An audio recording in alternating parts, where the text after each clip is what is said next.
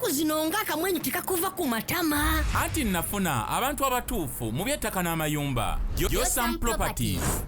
Bano bakufunira ettaka mu buli sayizi yonna gy'oyagala. Oyagala lya kyapa oba lya ndagaano. Oyagala lya kulimirako oba lya kulundirako. Naawe ayagala ery'okuzimba. Basangibwa Nansana okumpi ne Nansana Municipal Council. Bakubire ku ssimu 0748533 Okay, mbabuuzaako mwenna abeekumira ku mukutu guno gwa Unique Media. Mwasuze mutya, mwasiibye mutya, bigenda bitya. Of course okusinziira ku time gy'olabirako video eno. Samike ge mannya gange. Leero ku kamera sirinaako muntu. Yenzeere yeekutte. So ebigenzo obubi batondabye bulungi munsonyiwe. Nzaaseetiize buli kimu ate era nzaali mu kwekwata. So mutusonyiwe ebigenda obukyamu. Nga 23 Desemba yala kutandika n'ekyo kubajjukiza nti tugenda beera ntukola charity. Charity eno tugikola buli mwaka nga guggwako. Charity tugikola buli mwaka nga guggwako. Era ne guno omwaka tugenda kubeera nga ate tugikola yanga 23 Desemba 2026 tugenda Namisindwa Namisindwa district Magale Town Council. Kuno twagala kutagetinga abantu 400 people. Mwaka gwedde twakola 2. This time round twagala kukola abantu 4. Mukama tukkiriza nti ajja tusobozesa ebintu ebikozesebwa muceere, sabuni, sukaali, buwunga, ne cooking oil.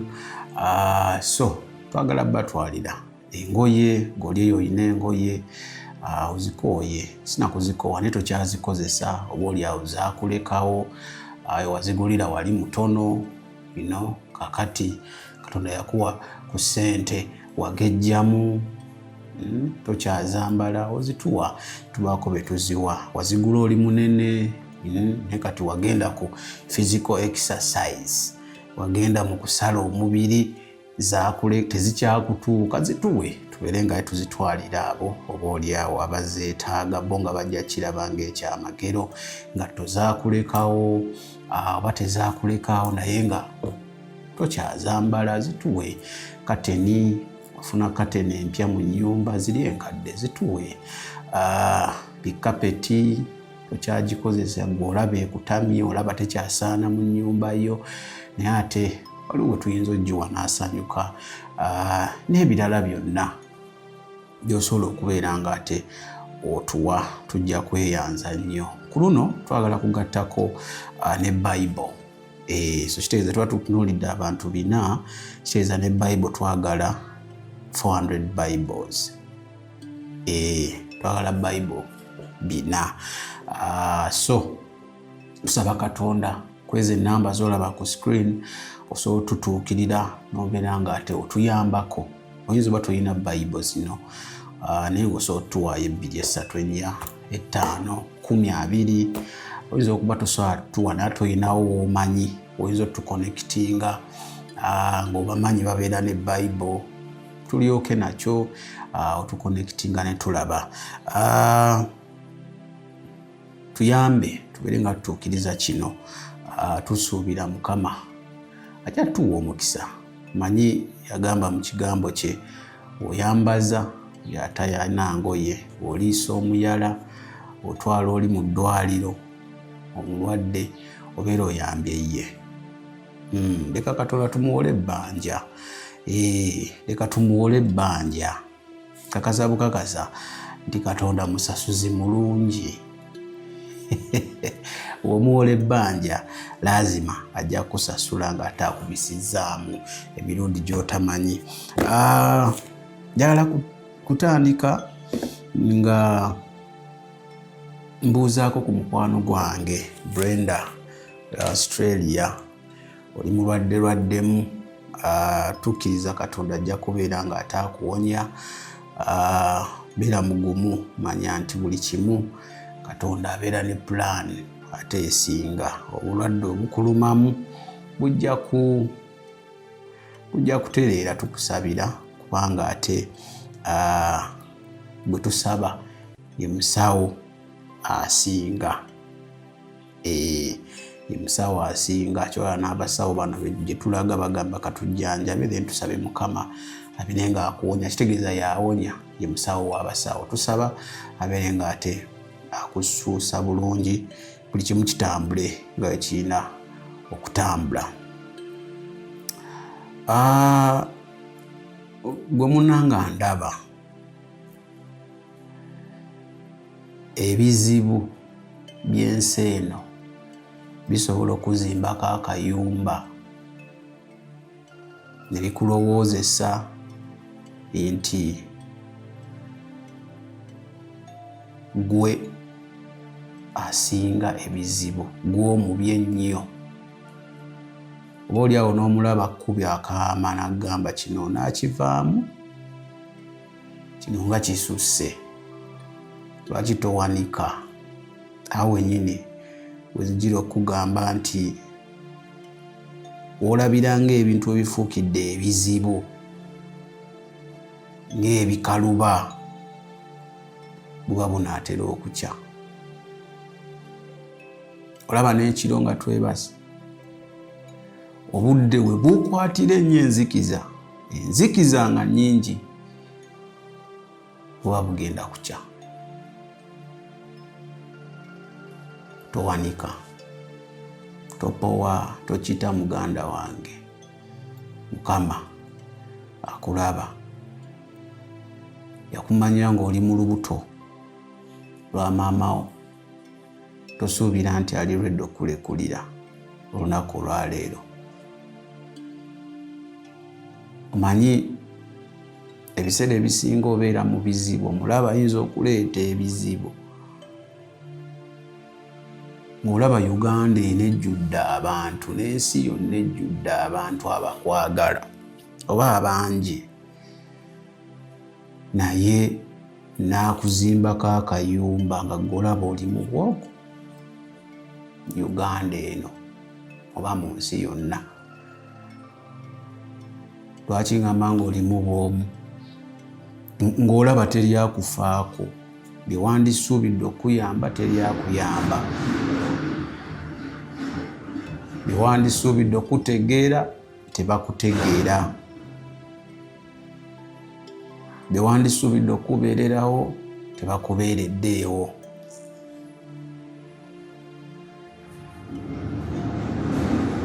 Njala kutegeeza nti essuubi lijje mu bantu. Ffe abantu otulaba, abalya mmere otulaba, tukyuka obudde bwonna.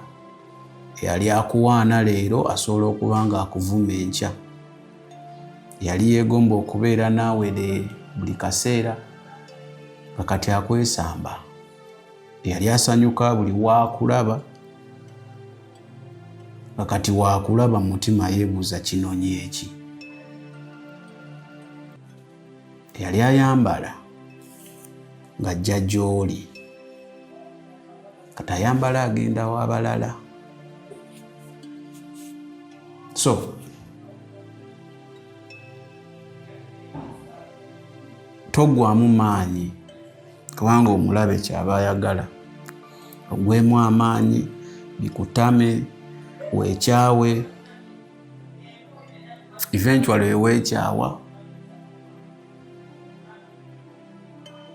oba oddako kulowooza birowoozo oba oliawo ebyekisiru.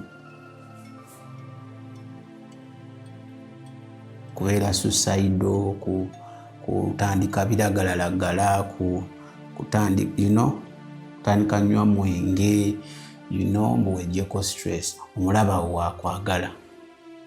Njagala ojjukire kino, tewali Katonda gwe yali atonze mu nsi eno nga talina purpose. Olina omugaso. Gwandaba olina omugaso. So togwa maanyi muganda wange bugenda kukya kitangala kijja topowa kale leero njagala kwogera ku ku kintu kyenze ndaba ebbanga ku mirimu gye twewa ng'abalokole twekooyeza bwereere tweyisaawo nnyo ne tuyita we baatugamba okukoma oba ne tuyita we tulina okukoma. Nabadde njagala kwogera ku bintu bibiri.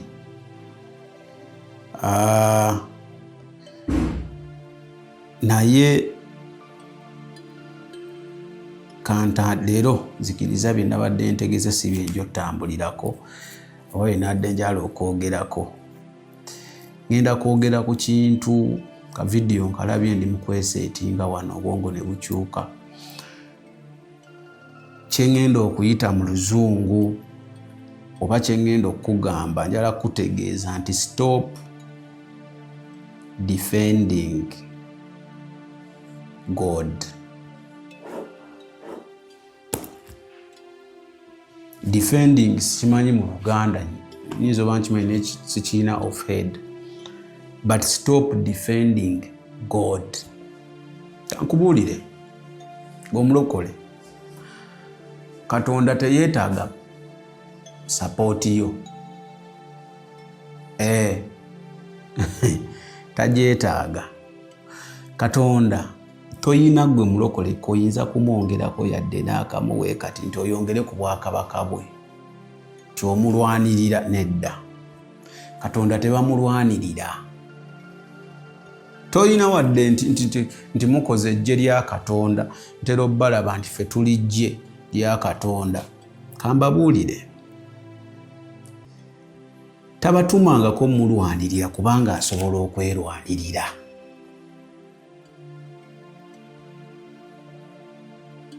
Muli banafu nnyo kala temulwanirire gwe mukaabirira. Mulwanirire gwe mukaabirira. Tabatumangako, so stop defending God. Ndabye ka video awo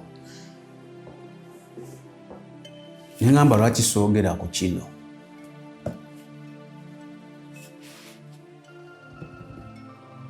Si munafu Katonda gwe tusaba no. Si munafu. So mulekeraawo mutyoboola. Mulekeraawo kutyoboola Katonda waffe. Omanyi oli ayinza okwebuuza Katonda gwe nsaba gwe nsigisizza obulamu bwange n'obw'abaana bange n'emikwano gyange ate yeetaaga nze omulwanirira. So toyina koyinza kwongera ku Katonda ge mazima mu kulwana. Obwakabaka bwe toyina kyoyinza bwongerako. Oli munafu nnyo teyeetaaga maanyi go.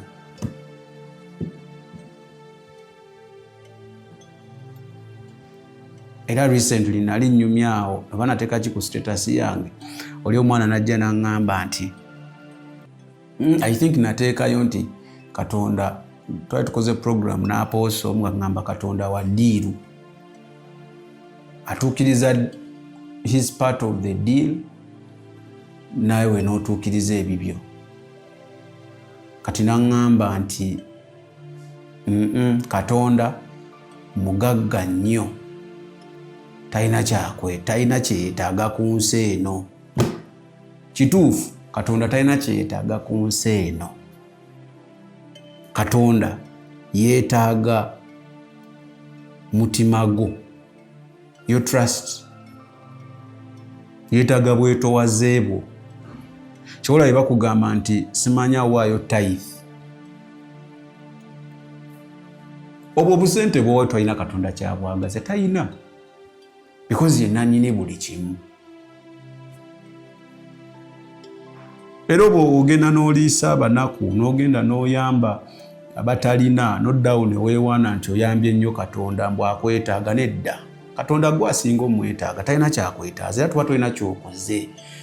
Wabula ebyo by'ayagala okole bye yateekawo ng'amateeka ge, w'obikola oba olaze bwetowaze na kumwesiga na kumugoberera.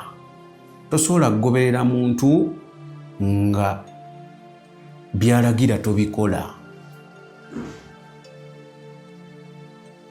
Otherwise wotabiwaayo si yafiirwa, gwafiirwa, talina kyakwetaaza, gwamwetaaga. Kyova olaba takaka. Bagambye teyalina maanyi gatukaka ti mwenna mugoberere nze, yagalina. Bagambye teyalina maanyi gatta sitaani n'amugjawo nga teye yamutonda, yagalina naye yamuleka. Gwe weesalirewo oba okola bya sitaani oba bya Katonda, oba ogoberera Katonda oba ogoberera mulabe. So gwe tobeereyo n'olowooza nti oli wa kitalo nnyo mu bwakabaka bwa Katonda. Nedda, toyina ky'oli. Gwe tolowooza nti bukuluseedi bw'okola, busemina bw'okola, bukyalite bw'okola, obuntuntu obwa Katonda bw'okola, toddeyo ne bukulowoozesa nti kati Katonda akwetaaga nnyo. Nedda, gwamwetaaga si yakwetaaga. Simanyi oba ntegeerekeka. Naye buli w'okola bye yakugamba oyongera omusemberera, ayongera okuwa ebibye. Ekiringa omwana ewaka wabeera nga taata alina amateeka ge yateeka ewaka nga omwana omu agagoberera, gwagenda osinga okwagala, yagala gaana. Era waaba anyumya gaa omwana wange oyo, kumbe alinga agamba bali abalala si babe, era omwana wange oyo omwagala nnyo. Waayi agoberera amateeka. Genda ne mu bufumbo, gwokanya kugamba Sammy ekyo ekikazi yakyagaza ki, yakyagalako ki? Yesu oyinza okuba omusinga buli kimu gwe nnina, gwe by'otunuulira by'olaba, naye nze bye nnoonya ekyo ekibi kirabika kye kibirina. Kati ye Katonda, ye Katonda. Kola by'ayagala, oba omusemberedde okufuna ebirungi bye, musudiye, muwaane. Katonda by'ayagala mulage mu butuufu bwabyo mbu yasinga, mu butuufu, kuba ate ye tosobola mulimba. By'ayagala wabujja, tayagala muyambako. Kati mmwe ensobi gye mukola mwefuula nti mwagala okuyamba. Kankubuulire, nze no naabye ensonga ziringa 3 lwaki abantu baagala beefuula nti bayamba Katonda, oba kiko kiva abantu okubeera mbu baagala Katonda. Ekisooka,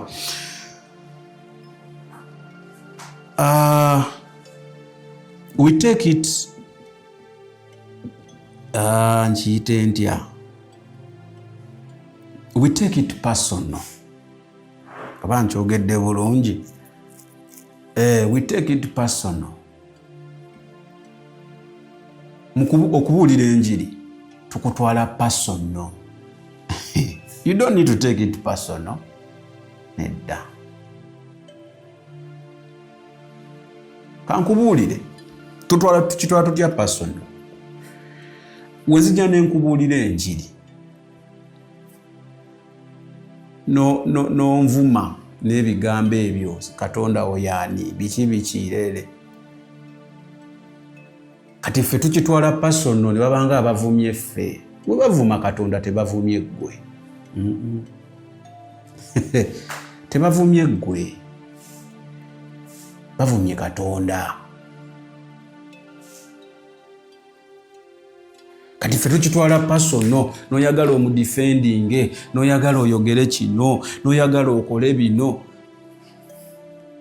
n'ojjayo zivaasi, n'ojjayo ennyiriri, nedda. What you're doing is wrong.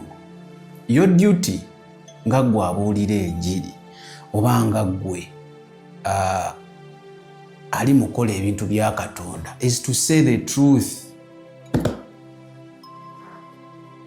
Only that. Katuba bamuvumye oba tebamuvumye si bibyo. Katonda kyakwagaza, say the truth.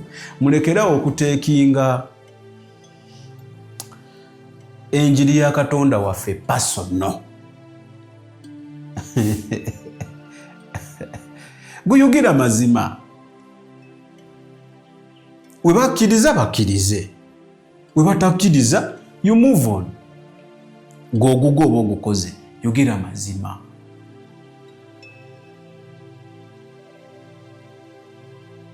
Abantegerekeka. Obudde buweddeyo bannange mulokoke. Katonda abeetaaga. Yayogera what ne what ne what. Gwokoze ogugo. Katuba bakkiriza oba bavumye oba batyobodde. Don't take it personal. Toddawo nolowooza nti gwalina omudifendinga nedda. Gw'obagambye amazima. Ye ku tayimu ye entuufu. Ajja kwedifendinga, ajja kubeeraga. Abalage nti oli kye yabagamba kye kituufu. Naye mwagaana omuwuliriza. Oba oli kye yabagamba kye kituufu. Mwebale muwuliriza. Kyakwagaza. Don't take it personal. Oba ntegerekeka. Don't take it personal. Ekyokubiri. Kyendowooza lwaki abantu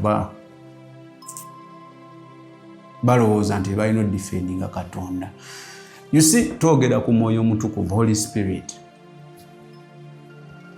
Era Mwoyo Mutukuvu ayogera. Era bannanga akola bino. Era ekituufu byonna tubyogera. Ne munnanga abalokola abasinga nkubuulira kino gwandaba. They don't trust the Holy Spirit. And one way gy'olagiramu nti to trusting Mwoyo Mutukuvu is trying to defend God. Nga we nagambye mpointi yange esooka. Your duty or my duty ng'omulokole kubuulira abantu mazima. The Holy Spirit's duty emu ku ezo is to convict. My duty is to say the truth. Holy Spirit n'atandikira awo n'akola ebibye. Kati gwe wogezaako okakasa Mwoyo Mutukuvu oba omuyisizaamu amaaso because omulimu gwa kwogera mazima si kukyusa. Mwoyo Mutukuvu yakyusa, Katonda yakyusa, si gwe. Oba ntegeerekeka. Si gwe. Si gwe. Oh, you see, Katonda yatugamba tugende tubuulire abantu enjiri.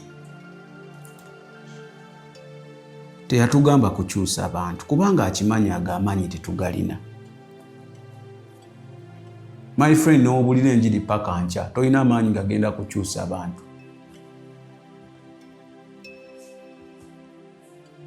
Kati ffe twetuma obwongo tubutadde nnyo mu kwagala okyusa abantu than okubuulira enjiri. Buulira njiri. Stay in your lane. Teweewa mirimu gye bataakugamba. Omaliriza onyiizizza bakama abo. So Katonda yatutuma kubuulira mazima, say the truth, yakola omulimu gwe. Ekirala oba ekyokusatu kye nandigambye kye nalowoozezaako, I think mulowooza Katonda munafu, so mbu yeetaaga obuyambi bwammwe. Nti ntera obbalaba eyo linaafiirawo. Nedda, Katonda si munafu. Katonda ajja kukola by'alina okukola mu tayimu ye entuufu. Sisita gwandaba oba brother, lekeraawo okulwanirako Katonda because tosobola. Buli w'okikola omunyiiza. Mulekere ebibye. Si gwe nannyini bulokole, si gwe. Mulekere ebibye. Emirimu gy'ajja gikola, wonaakola naawe ogugwo gwakwagaza. Tolina goyinza kukyusa. Gwe tolina goyinza kujja ku mwenge for example. Tolina goyinza kujja mu bwamalaaya. Tolina goyinza kujja mu ddiini.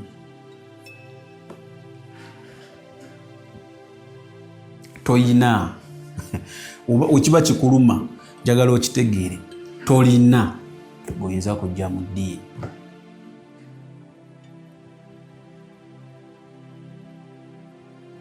Toyina goyinza kujja mu busamize. Tolina. Agamaanyi Katonda teyagakuwa, yageesigaliza. So teweefuula nti gwe okyusa abantu. Agamaanyi tetugalina, tuli banafu nnyo. Kyolaba natandise mbagamba togezaako ne weefuula nti guli wa kitalo mu Bwakabaka buno bwe twajjamu obwa Katonda. Tolina. Wogenda nga weefudde mbu oli wa kitalo ng'enkya abala 10 bajja. Katonda waffe, Yesu waffe wabeera nga yali misunderstood. Ate olwo gwe omuntu. Kankubuulire, we wali bagenda omumukomerera ono Yesu waffe. Piraato, yali Piraato? Oba Piraato? Munantereezaawo. Eyamubuuza nti wamma oli kabaka,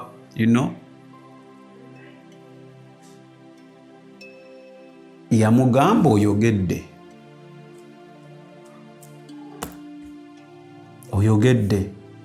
Nga oyogedde.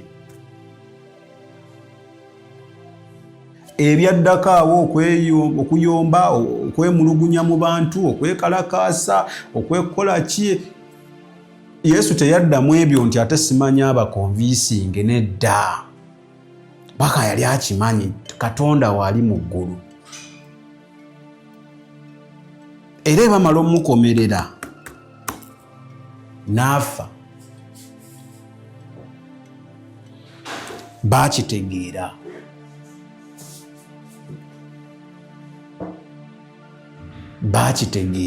Tigwe tukutteko mwana wa Katonda. Naye wali teyatwala budde bwe kubannyonnyola because abantu abamu tebagenda kutegeera.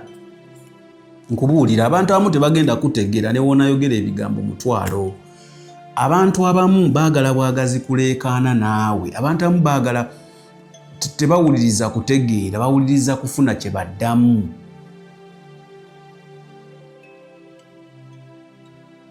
So don't go into an argument with anyone.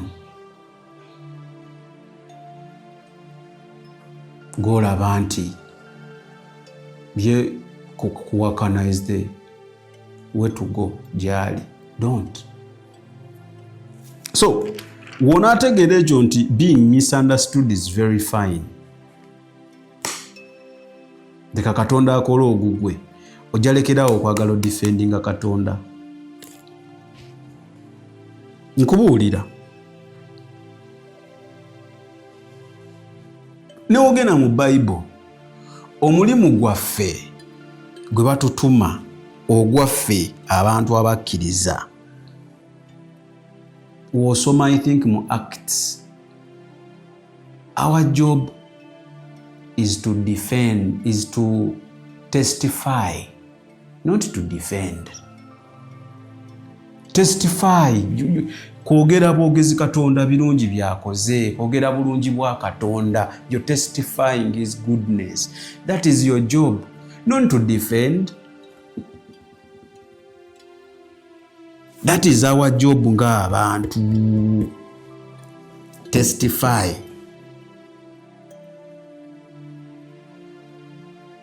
Togenda mu birala. Gwe bagambe bulungi bwa Katonda bw'olabye gye yakusanga ne kati w'oli birungi byakkoledde. Because that is what you're supposed to do. I think in Acts 1:8, you see your job. Testify, not to defend him. He can defend himself. He's so powerful. Ndaba nono. Tubagamba Sami ayogera biki ge mazima. Ekirala. Our job ng'ogyeko to testify is to speak the truth. Speak the truth, but don't force it ku bantu, because it is not your job. It is not your job.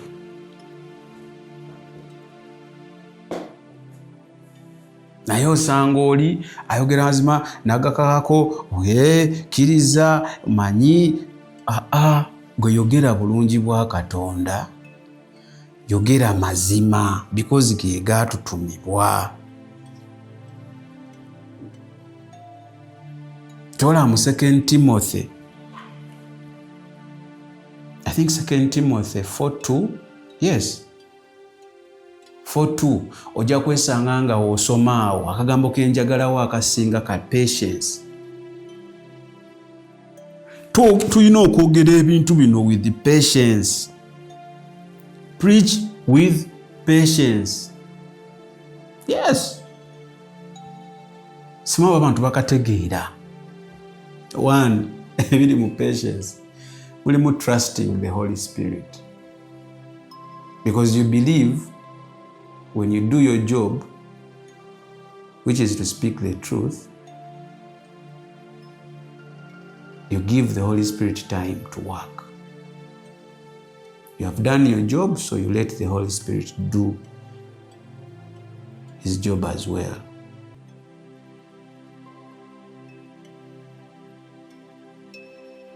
Patience is not panicking when preaching. Nga patience ekulimu munda nga Bible wetugamba mu 2 Timothy 4:2. You can't panic. When they ask you the questions, you answer politely.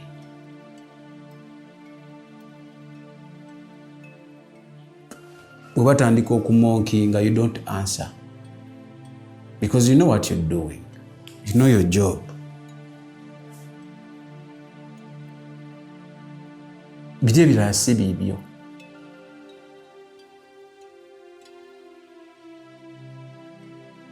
Abatuli wamu. Nga we nagambye ebyokukyusa si bibyo.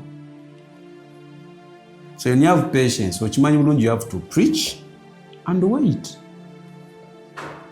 You have to trust the Holy Spirit. You don't need to panic. Kyova olaba nze abamu bembeera naba around baŋŋamba ntwala ebintu obutaba serious. Nze ngenda okudda mu kintu oba okuddamu omuntu mbeera nkirabye nti probably yabuuzizza ekibuuzo ekyetaaga okuddibwamu. But when I realize nti bintu bye balimu bya kumonkinga, kuyomba, kuzalawa, for the lack of a better word, I don't answer. At least ekyo ky'Omukama yakinyamba. I don't answer. Mukama n'ekirala kyeyampa kye mmwebazaako is getting silent when mba nyiize, because nyiiga ndi muntu. Kinyambye bingi. Staying silent, no mba njagala nnyo okwogera. I find myself very silent. I don't say word when mba nyiize. Ngenda okwogera ku kintu nga kiyiseeko ennaku nga 2-3 ng'olwo nakkakkana. Because wokkakkana, then you're willing to listen. You're willing to have a discussion. You're able to have a discussion. Ng'okkakkanye. Tosobola ku having a discussion ng'okyali, you know. So, preach with patience. Ekirala era otunula scriptures batugamba kubeera gentle, not aggressive. Be gentle, my dear, when preaching, not aggressiveness. Teyeetaagisa. Nze ndi mujaasi. Nze kwata empola Katonda teyakiŋŋamba. You're lying. You're lying. When you read scriptures, 1 Peter 3:15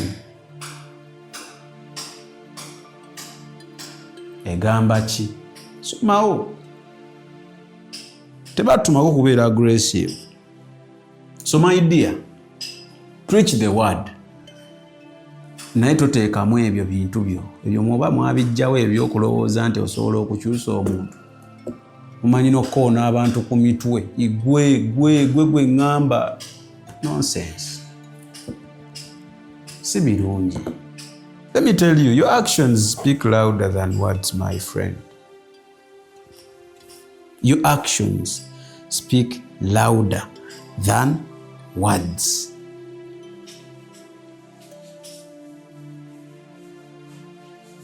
Whether you like it or not. So, how do you behave mu bantu bano? Omala obbabulira ekigambo, how do you behave? Do they see the Jesus you're speaking about in you? Oba bikoma mu bigambo. In fact, kano kakulu, your actions oba ebikolwa byo bisobola okukyusa abantu bangi nnyo okusinga enjiri y'ebigambo gy'obuulira.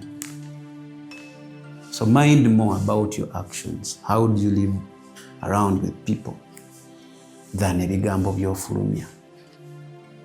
Because ebigambo by'ofulumya nga tebiriko actions biba tebiina makulu. Abandi tuli wamu.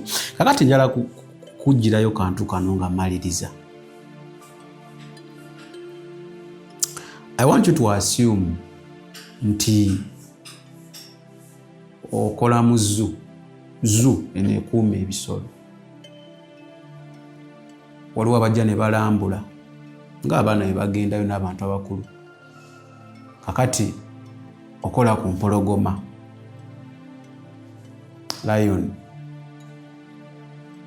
Lion ogisibye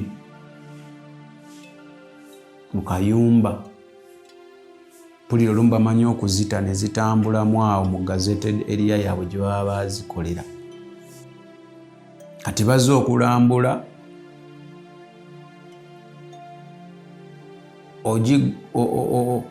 bagiraba mu kayumba batandise ogivuma. Terina maanyi. Eyo nga linga etali layoni nga eyo kati njala kubuuzanga gwe okubakakasa nti layoni ogenda mu kiyumba kyayo bakakase nti layoni oba nedda. Ky'olina okukola obakakasa nti lion is to open the gate. Ejja kufuluma etambulaawo abadde baleekaana nga bagirabira mu kayumba akasibe mu kasibe omwo bajja kakasa nti lion. Now omuntu gwe twogerako Bible emuyita nga Lion of Judah. A lion doesn't need your help to prove that it is a lion. No. All you need to do is open the gate for it. Open the gate, it will show that wewe, I am a lion. So ye Katonda waffe, how do you open the gates? How do you open that gate? For the Lion of Judah okweraga eri bano abazaalawa. First, through your testimony. You open the gate for the Lion of Judah through your forgiveness. You open the Lion of Judah, you open the gates for the Lion of Judah through your generosity. You open the gate for the Lion of Judah through your love. Kola ebyo empologoma efulume, bw'enaafuluma yejja beeragirako nti mpologoma. Sanyuke ge gange. Peace.